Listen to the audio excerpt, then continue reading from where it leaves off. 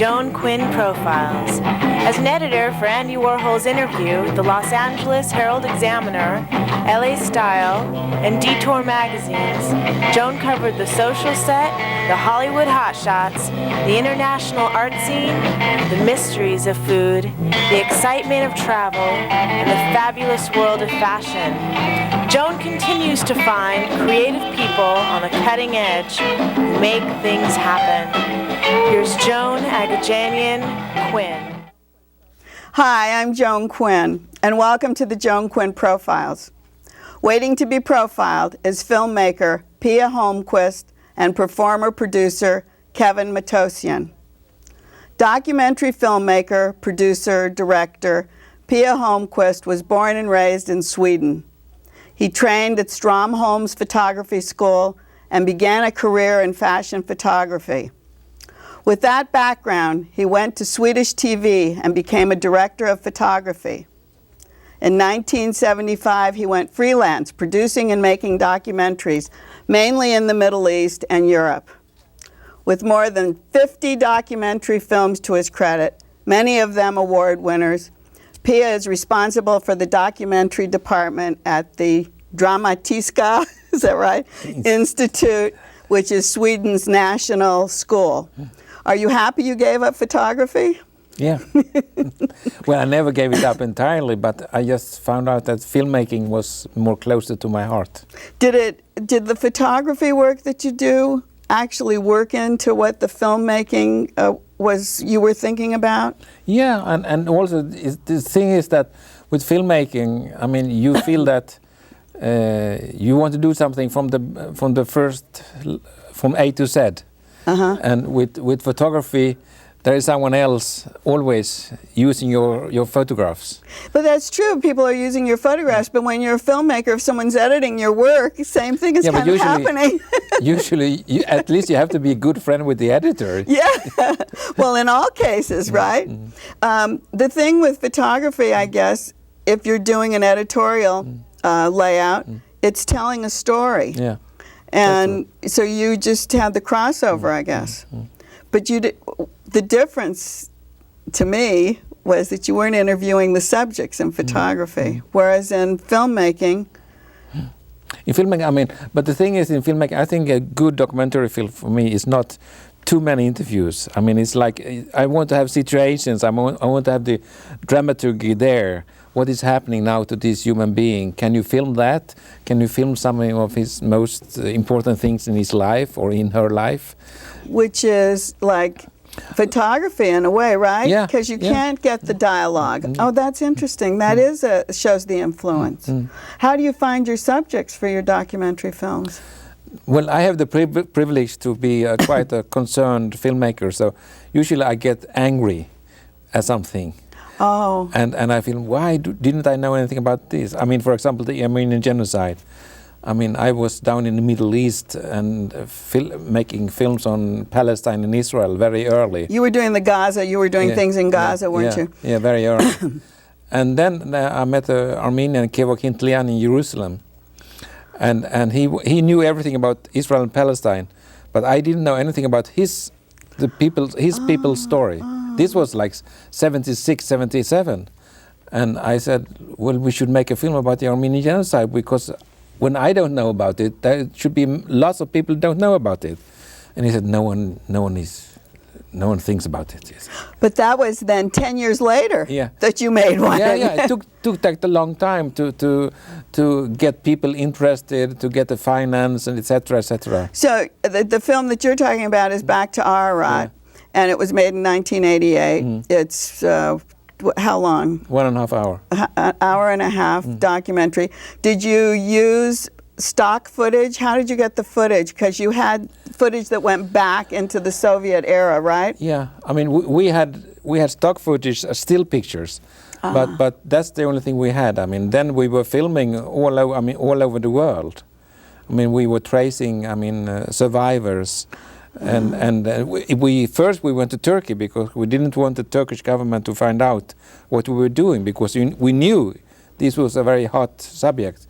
So we went there. The first thing we did to film some of the old Armenian villages. and managed to film them. And to You were able to get in, yeah, okay? yeah. We managed to film them, to get all the footage out, and even to interviews and to film some of these old survivors from genocide in Anatolia. But do you think that's because you're Swedish and not Armenian going into a situation? Yeah, for sure it was because I was not Armenian. Yeah. And I mean, it was really hard, but we were traced, and the Turkish security police, they followed us with 3 cars. They tried to steal was trying to steal our films, because at that time, 86, 87, they didn't want anyone to know. Today they are more open, but at that time they said. You just made a new film. Back to Arat was in 88. Then you made a film in 2004, 2005 called I Hate Dogs. Yeah. Did you have to do the same kind of thing? No. I mean, this is a very different film. This is a 28-minute film, right? And the thing with I Hate Dogs was that we were sitting and saying that, for God's sake, now it's nearly 90 years since the genocide, and there have been so many films done about the Holocaust. We should do one more about the genocide before it's too late. That's your collaborator. Yeah, and your Susan. collaborator, Susan Khartalyan, is Armenian. Yeah, but when you started making them back to Arat, were you... I didn't know her. You didn't know her? No. Is that right? So it was really new to you? Yeah. No, I didn't know her. And the thing is that I usually look for my subject when you want to find things, and I had been working so much about Israel Palestine before, so I wanted that subject to be out for a while. Oh, I see. And to find something else, and that's when I started with the Armenian. So in Palestine, was it Words and Stones, one of the movies? Yeah. And what was that about? Oh, it's quite a short film. I mean, it's on the first Intifada, when the Palestinians were doing the rebellion against Israel, and it's about one boy who wants he just wants the peace between Israel and Palestine. He's Palestinian, and another Palestinian boy who thinks it's hopeless, so he goes out and throws the stones against, and then he gets killed. But that was true about all the children. Always picked up stones and threw them, didn't they? Because they had no weapons. They were always throwing stones. Well, that was a prize winner. Another prize winner that you did was In Memory of Dan. Yeah. And what was that about? Well, it's I think one of the most saddest film I made, because it was one of my closest male friend I had, and he committed suicide. And he was at the mental hospital, and I had all his writings and all our friendship together, I mean, in a hand. So I decided to make a film about how he had seen the reality and how I had seen the same reality.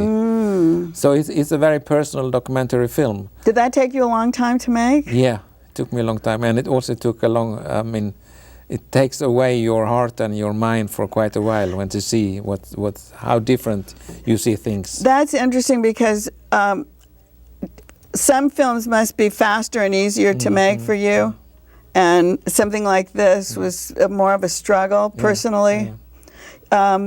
The other one was My Father the Inspector. Is that what it's called? Yeah. And what was that one? That was also a winner in Leipzig at the. No, it's really a film about my dad, because about your own father. Because he was a health inspector. And when I was 10 years old, and I was playing around like other boys, he thought that I shouldn't do that. He thought that he was going around, he was a health inspector. He was looking at how the people were living, the poor people were living. So he told me, listen, boy, I give you a camera, you take shots of how these people are living. He didn't ask me, do you want to take him? He said, how old were you? 10. So he actually started you with a camera. Take this camera. That was your biggest influence, I bet. Did you have the pictures from that time? Yeah, I have. Oh, you did. So we used that in that film, and then I mean, actually, I was thinking about one day I will finish this thing. I will do this thing, and then when he died, and I sat there with all these pictures and all this film, I said. And somehow I was free to work. I had done the thing, and no one was telling me anymore how to do it, because he was always telling me how to do things. And now I could finally do it in the way. I think up there he likes what I did. He does like, but you stuck with documentaries. Yeah, yeah. Did you ever think of making a feature film? Yeah, I did. I've been in 2 or 3 of them. Oh, you but have? It's not my. I mean, I like to meet real people and real peasants, and in different countries. I love to learn languages and to speak to children, and fiction is not for me. The 90s. In the 90s, you were chairman of the European documentary. What did that entail? Did you see documentary filmmakers from all over Europe or the world? Yeah, and the thing was to get them together, because filmmaking is like being a poet. You sit there alone in your room, and then you go out and take pictures. Then you come home and you collect them. And I want to meet people. I don't want filmmaking to be such a lone habit, because then, or a lone occupation. I think it's wrong. So in my nature, I try to get people together. So I liked it very much when you were so you had a really able to do a lot of outreach.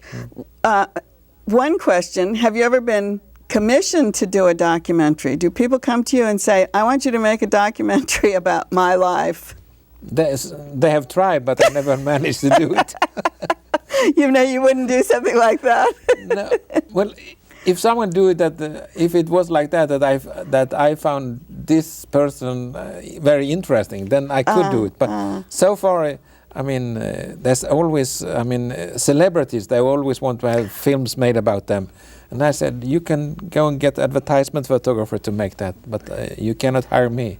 So that's the difference. It seems more commercial. You still have that non-commercial feel about making also, documentaries. When we did a film about Israel-Palestine or about Armenians, we never took any money from the concerned partners. Never. We only take neutral, free money. You mean as far as backing the film? Yeah. As far as for producing it? So did you produce, write, direct? Yeah. Do you edit too? No. But I mean, we are like a group together, and then we shift works, and then I work with producers in Finland, in France. So it's not that you do everything yourself. That's what I wondered. No. But do they come to you then, people from the other countries, and you work with them on certain things? Well, your film is interesting the way you brought it back from Ararat from the 88 and then put the 2000 film or 2000 whatever film together so that you have a DVD of both of those movies together. Yeah, because then you have like one country's history. I mean, you have Armenia and you have the Armenian exile and you have the whole question of the Armenian genocide in one DVD box. And I'm very happy for this with the DVD, because before you only have these VHS cassettes. Yes. No one wanted to have them. They think, oh, this looks like a porno film. No so one wants to have that. But DVD looks especially nicer. From Sweden, a porno film. But now it's better. Now it's much better. Yeah. Thank you, PeA. Thank you. Thank you for being with us, and thanks for watching this part of the Joan Quinn Profiles. We'll be right back with Kevin Matossian.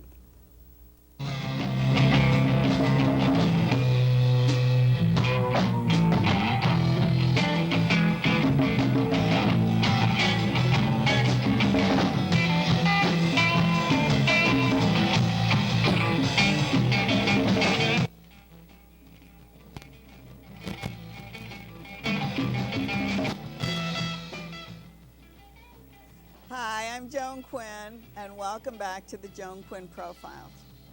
Producer, performer, Kevin Matossian was born and raised in Pasadena, California. He attended the American Academy of Dramatic Arts and Pasadena City College, where he focused on production and acting skills. You've seen him in films, you've seen him on the LA stage, and in addition to all these talents, Kevin, you're a composer and a musician. Tell us how you became interested in show business. Is it in your family? Actually, no, it's not in the family at all. Dad's kind of a performer, but that's a whole different thing. No, I don't know. I was bitten by that bug a long time ago, and my fondest memories are, playing on the beaches in the LA area with the family and trying to make a fool of myself, frankly, and just always drawing attention. But I was. You were entertaining them. I have to.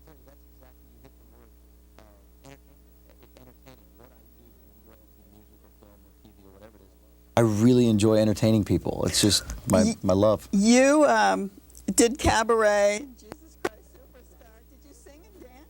I did. You did? I did. I don't dance very well at all, but I did sing and did all that kind of fun stuff. Did you take singing lessons at the Dramatic Arts? No, not at the Academy. We did some singing. I can't remember exactly. We had done some musical theater. It wasn't. Yeah, we did a little bit, but no. Did you take drama classes? Yeah, I studied. You did? Absolutely, I studied kind of later on. You know, later in high school, I started getting very serious about it because it is very much an art. And I believe in it. And it's not the success overnight kind of fame or some of the TV stuff, but rather the studied. I've spent a lot of time studying Shakespeare and really the hardcore theater. Do you continue to take classes? I don't, not at this time. It's funny you should mention that. I've been producing now for so many years. I haven't really done much in terms of acting, but it's so much of a passion and a love of mine. I was just a couple days ago talking to some people about taking lessons again. Besides singing and dancing, you did a drama. You did a Few Good Men, which did. Was very dramatic. I guess. Very much so. That was a lesson in everything. That was, no one had ever told me that I can't. And now that's gotten me in trouble several times. And A Few Good Men was the first show that I both starred in and I produced at the same time. Oh, you did? And I don't think I'll do that again. But producing, you produced a lot of things at the Pasadena Civic Auditorium, which is a huge venue. Right. 3,000 seats? 3,064, I think. Depending on if they have the orchestra pit up or down. But what do you do? What kind of shows did you produce? We've done everything from things like Cats and some Broadway shows to. I mean, I both worked there as an employee of the theater when I was younger. I tell you, my first job in show business was as an usher at the Pasadena Civic Center. Oh, so you really were. I started from the ground up and kind of moved my way up into producing. It was pretty fun. And along the way, even though you were singing and dancing on stage, you're a composer. I am. And you've got a CD. I do. Music has really been so much a part of my life. That's definitely from the folks. We always had music in the house.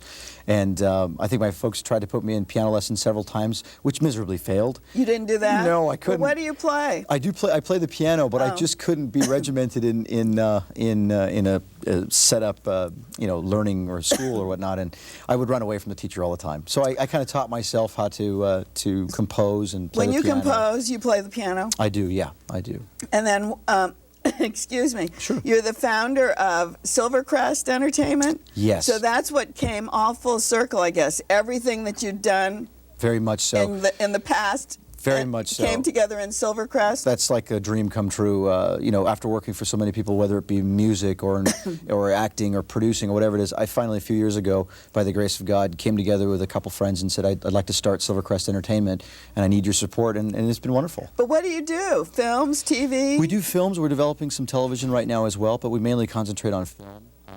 We're just releasing a film called Lost, as you know, and we're also doing we have a couple more films we're starting this year. So it's pretty exciting. We're doing a supernatural thriller starting in August, and we have a really wonderful feel-good film. About a boy who starts off the streets and then becomes a man working at his uncle's ranch. How do you find your material? Good question. Very good question. Well, I tell you, we get bombarded with scripts on a weekly basis. Sure. I mean, it could be a couple hundred scripts a week. I mean, really? Yeah. Do you read them? I try to read as many as I can. But you select. You're in the selection process. We do. We read as much as we can. It's a difficult thing. We say we don't accept unsolicited scripts, but they still come. And every now and then, there's a gem there. It's a difficult thing because how much can you really read? But it's hard to find good material. So we do try as much as we can to read as much material as we can. So tell us about this film Lost, which is the newest addition to the Silvercrest. Yeah, the latest addition to the Silvercrest family is a film called Lost. It was written and directed by Darren Lemke. Darren is an incredibly accomplished writer who was looking for an opportunity to direct. Has he directed before? No, this is his directorial debut. So you gave him the chance to... We did. I gave him the chance. It was nerve-wracking. And the film stars Dean Cain, and it was interesting to put an accomplished, experienced actor like Dean together with a less than experienced director. However, I have to tell you, Darren did a phenomenal job. He's a great guy. He's so easy to get along with, and so Dean and Darren immediately took to each other. Did he do the casting too, Darren, or did he know what he wanted? Yes, absolutely. He was very, very picky on his casting, and you know, we're working on a film with a pretty modest budget. We don't have $100 million to spend, so it's difficult to get people like How Dean. do you take a film and then make a budget for it? Because you're a new young entertainment company. Well, we have to be really good at it, very good at it, because we can't afford to mess up. I mean, if you say I'm making a film for, I don't know, 30 million, 20 million, right. 2 million? 2 million, exactly. What is it? I mean, where do you draw the line? It really depends on the material. I mean, if you have a film, like for example, Lost, and I have to tell you, this is a funny story. When I first got the script Lost, I loved it. I couldn't put it down, because it's a psychological thriller, the tough day in the life of this guy who makes a horrible mistake, and the problem comes chasing after him. Now, I couldn't put the script down when I first read it. But I looked at it and I thought, oh, one guy in the car in the desert, how hard could it be to shoot? That's what I was wondering, Oh, my because goodness. psychological dramas must take a lot of different scenes. Especially when it's one day in the life of this guy. All right. So, you know, you're shooting over the course of 20 days or so, and you have to make sure everything looks the same. It was very challenging. And I tell you, we almost killed our actor, because he's in a car with the windows up and the lights on, and you know how hot it gets in the studio. Was it all on? Oh, it was all in the studio? No. It was all in the desert, in Palmdale, Lancaster area. Oh, 120 degrees outside. It was difficult, but I tell you, Dean was a trooper, amazing man, wonderful guy, and Darren was also absolutely wonderful as director. So say, for the lead in this, did you have 2 or 3 actors you looked at? We did. We looked at several people. It's interesting. The film takes a life of its own. So you can think of, oh, absolutely. Or do you have to watch every minute of it? You do have to watch every minute of it, but it takes a life of its own. And even in the casting stage, you know, everybody says, okay, you want Tom Cruise in this movie, but you're not going to get Tom Cruise. So you work on various choices. I tell you, it was such a wonderful miracle, frankly. It was that magic of filmmaking that we came across Dean. We knew we wanted him. We weren't sure we could afford him. We sent him the script, and he really took to it and came back very favorably. It was wonderful. But did you know him to send him the script? No. You didn't know him? I did not know him, no. I contacted his agency, and I told him, look, this is who we are, this is the type of work that we're doing. It's difficult, you know? Are there a lot of young entertainment firms like yours in the making? I mean, are they all over Hollywood? They are all over Hollywood. Obviously, we've been blessed with being able to be successful. It's been wonderful, and I know we've struggled. I mean, we've struggled for a long time. It's hard to get the attention of the upper echelon in Hollywood. But do you have to start your own company to get the attention? I mean, how No. do you do it? You don't have to, you don't have to start your own company. It was just a choice that I had made. I'd worked for the studios in the past and worked on various films. Oh, you had? So I you'd had. been in the business? I was in the business for a number of years, especially as a performer. And I tell you, I came across some wonderful people like Ralph Winter, who produces the X-Men franchise, and Bill Cobbs, who's just a legendary actor. And they had befriended me over the years. And when I decided I wanted to start my company, I called them up and I said, guys, this is what I'd like to do. And they were just so helpful. And truly, it was like they're like my angels on my shoulders. Do they become a part of your projects Very as much well? so. Very much so. They not only do they sometimes on a day-to-day basis, and most of the time in an advisory capacity. They do? You just give them a call? Very much so. Yeah. The music was very special. You had it all composed by Russ Landau. Russ Landau, that's right. How'd you find him? Russ was introduced to me through one of our supervising producers, Don Hanna. And they had worked together in the past, and obviously, you know, Russ is from Survivor fame and Fear Factor, and he composes so much television now. He composes scary music? He does. He absolutely does. He does a brilliant job at that. And we met with Russ, and see another blessing. Just we came across so many wonderful people, and such a talented musician. And it's a really haunting score. We're very, very proud of it. And he caught the flavor of the desert, the flavor of the intensity of the moment. So it's really neat. Did you go in with him? Because you're a composer, Yes. you're a musician. Yes. Could you keep your hands off of what he was doing? That was very, very difficult. You know, I started composing from a very young age. One of my first professional gigs, if you will, was writing music. And imagine being in the studio. But I tell you, he's so talented at what he does. I can't get it hands-on. Of course, I wanted to, but I would say, Russ, we need a little bit more of this or that. And he worked very, very strongly, of course, with the director, and they came up with a great score. Well, that was a big success. What else do you have in the offing? Well, we've got like I said, we've got a couple. We've got a film that we're doing called Wooden Children that we're starting up next, directed by Sean Albertson. Just some really wonderful projects that'll start up in July, August, and I think we're doing a film called El Charro. Starting in September, October. Trendy, right? Yeah, we try. Latino It is a movies. Latino movie about a gangbanger who gets in a lot of trouble and then has to turn to his uncle, who's a Mexican rodeo guy, and he becomes a man. It's a sounds really great. wonderful script. It sounds great. Written by Jim Beckett. Where would you go on location for that?